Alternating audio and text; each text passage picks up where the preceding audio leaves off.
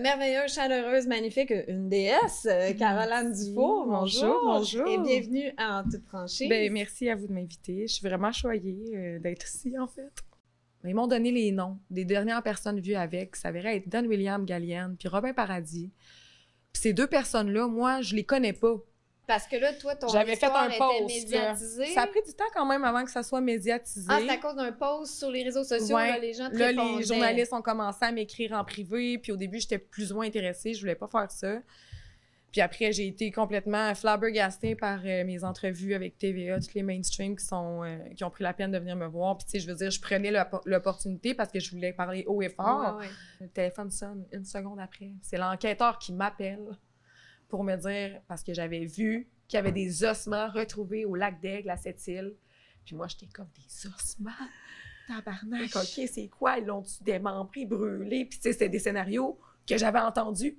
Puis il m'appelait pour me confirmer que c'était bien lui. On en entend maintenant, tu sais, de plus en plus. Ils n'ont pas le choix de continuer de parler de ce qui se passe parce qu'en ce moment, c'est le guerre de gang, c'est ci, c'est ça, il y a Chris. Des guerres de gang? Oui, le BFM puis les Hells Angels, là. Le concept, c'est on va rencontrer des dépendants à la drogue, au qui sexe. sont encore dépendants ou qui s'en sont sortis? En rétablissement. OK. En fait, on s'en sort jamais, apparemment. Eduardo, il dit Ouais. En fait, c'est le titre, c'est la maladie qui part pas, tu sais. Je veux dire, on a le dessus. C'est nous qui contrôlent, c'est ça.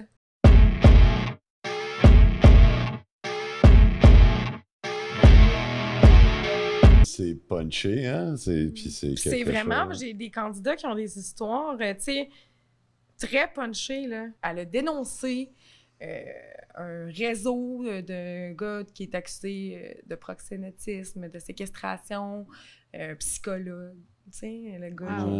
Ouais. Wow. Okay. Une histoire... C'est pas tout décrotté, là. Non, c'est pas tout décrotté. C'est ça qui est quand même fucked up. Puis ça t'a sûrement confronté toi-même à tes propres bébites, là. Mais chaque candidat m'apportait quelque chose, des révélations qui se faisaient, des prises de conscience énormes. Tu sais, j'ai eu des symptômes physiques là, après ma grosse semaine de tournage, là.